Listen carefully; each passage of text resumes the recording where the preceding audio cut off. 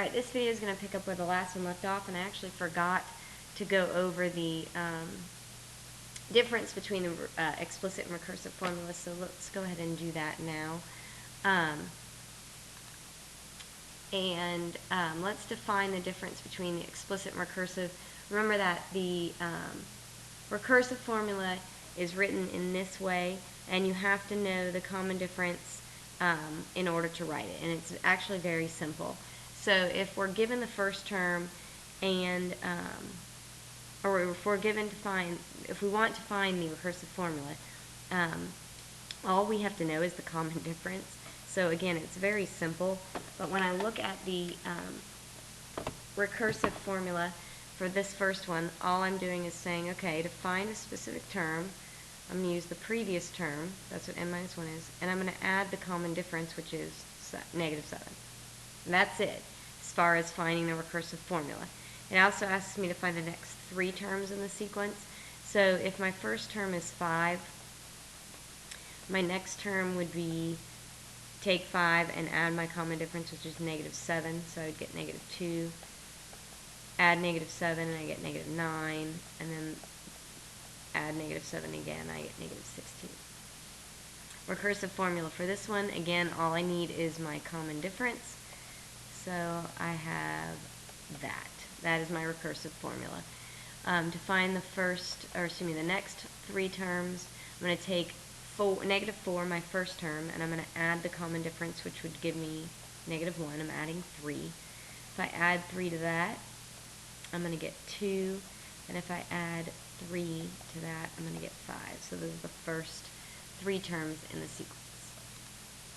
Alright, so moving on to geometric sequences, let's talk about, or let's go over the definition. Remember that geometric sequence, we have our common ratio, our constant ratio.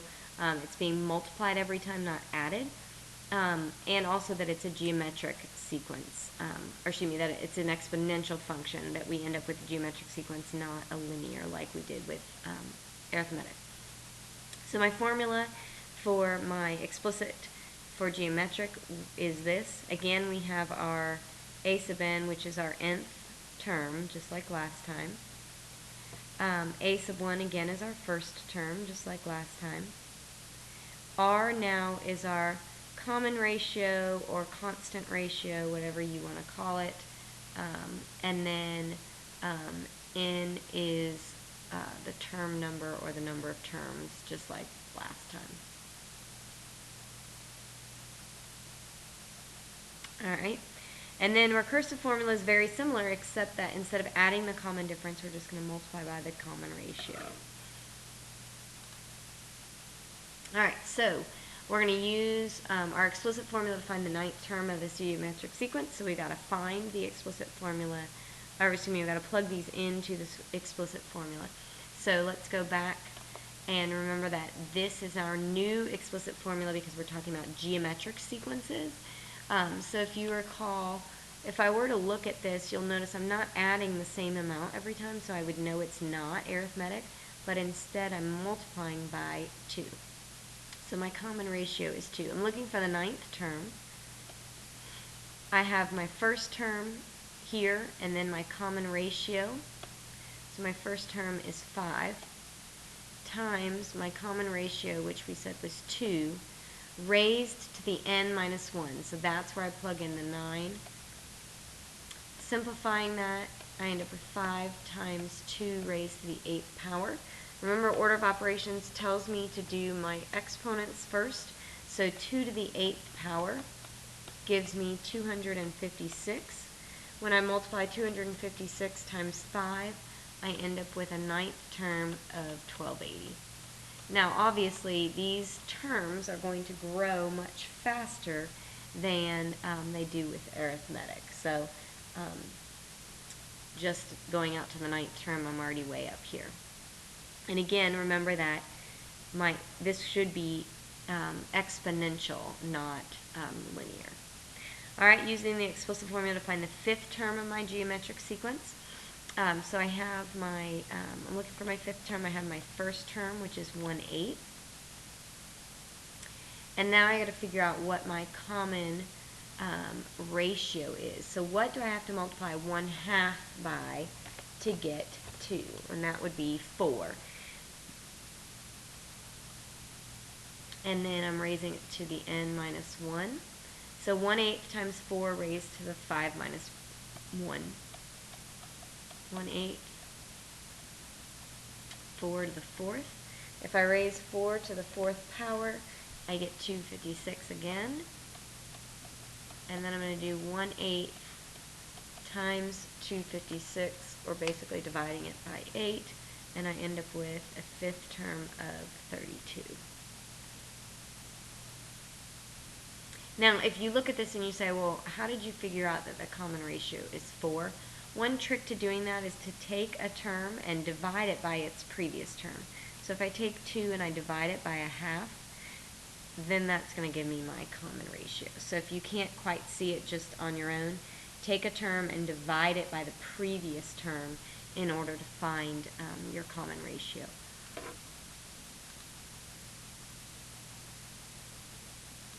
Here it asks me to find the 8th term in my sequence. So I'm looking for the 8th term. I know that my first term is -1. My common ratio is going to be -6. Notice I'm alternating between positive and negative. So my common ratio is going to be -6, and then it's going to be raised to the 8 minus 1 power. So to find the 8th term, again, remember, following correct order of operations. -6 is what's being raised to the 7th power. So remember, with negatives, anything raised to a negative, raised to an odd power, it's going to stay negative. So just remember that, because even if you press it in your calculator and it tells you positive, it's probably because you didn't use parentheses. But that's really more with evens, and it'll tell you it's negative, and it's not. But anyways, I end up with -1 times -279,936. Two negatives, that's going to turn into a positive. So the 8th term in this sequence jumps all the way to positive 279,936. All right, here it gives me specifics, and I'm supposed to find the 10th term. It tells me that the first term is 3. The common ratio is 4, and again, I'm looking for the 10th term. So I have 4 raised to the 9th power. Remember, order of operations tells me to do that first. And then I end up with 3 times 262,144. And when I multiply that times 3, I end up with 786,432. Now, of course, remember, exponential, so they're growing very quickly. All right, for a geometric sequence, the common ratio is 3. The 9th term is this, and it asks me to find the first term. So it gives me the answer for the 9th term. So my specific value for my 9th term is 13,122. I don't know the first term. I do know that the common ratio is 3, and tells me that this is the 9th term, so this would be 9 minus 1. So this would be 3 to the 8th. When I do 3 to the 8th power, I end up with 6,561, and that's being multiplied by the first term to get this. So I'm going to divide by 6561 on both sides. So when I do that, that'll give me my first term. So I've got 13,122 divided by 6561, that's going to be 2. So my first term in this sequence would be 2. This one asks me to find the constant ratio. Notice I'm alternating between common ratio and constant ratio. It's the same thing. Find the constant ratio, write the explicit formula, and find the 7th term for the geometric sequence. So here it is asking me to find the common ratio. And if you'll notice, the first one is the easiest to see, but I'm multiplying it by a half. Half of 3 is 1 1/2. Half of 1 1/2 is 0.75. So my common ratio is going to be 0.5. when I plug that into my formula, remember I'm finding the explicit formula, I've got my first term, which is 3 times my common ratio, and I'm going to put this in parentheses just because of the decimal and the multiplication, and then it's raised to the n minus 1. So I have to leave it like that if that is, whoops, covered up my 1, if that is my formula. And then to find the 7th term, all I would do is plug in 7. So 7 minus 1, that's going to give me an exponent of 6. So I'm going to do 0.5 raised to the 6th power. When I do that, I get 0.015625. And if I multiply that times 3, my answer, this should be 7. My answer for my 7th term is 0.046875.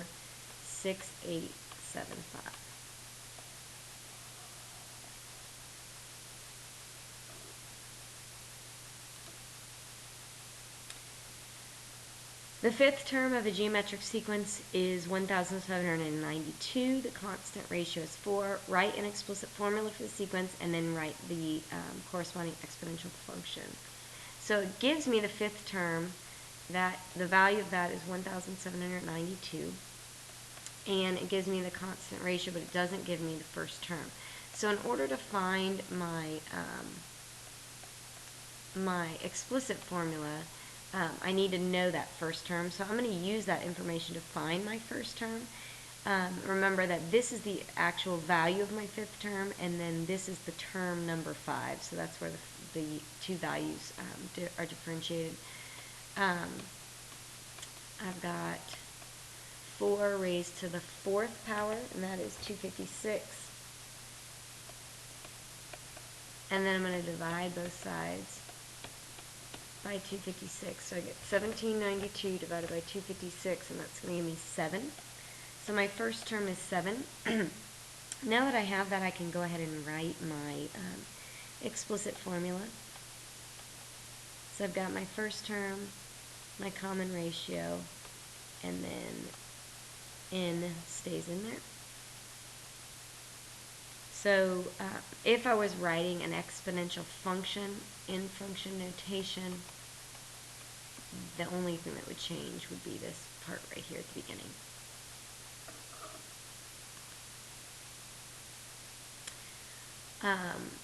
Alright, so going back to the recursive formula, it tells us the geometric sequence is defined recursively by, and it gives us this, and it gives us the first term is 729.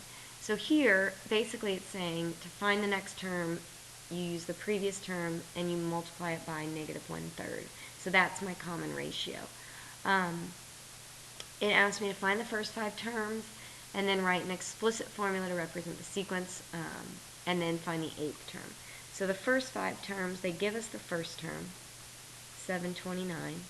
The second term, I'm going to take 729 and I'm going to multiply it by negative 1/3, so I get negative 243. I'm going to take that term again and multiply it by negative 1/3, and I get positive 81. Take that and divide it, or multiply it by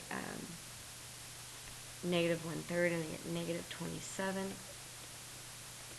Take that and multiply it by negative 1/3, and I end up with positive 9. So there's my first 5 terms. I could really just keep going to find the 8th term, but let's just do it the way they've asked us to. An explicit formula, that's going to give me this. My first term, they told me, was 729. My common difference, or actually not common difference, common ratio is negative 1/3. And then that's going to be raised to the n minus 1. So there's my explicit formula. And if I plug in 8 to that formula, that'll give me the 8th term. So I end up with negative 1/3 raised to the 7th power.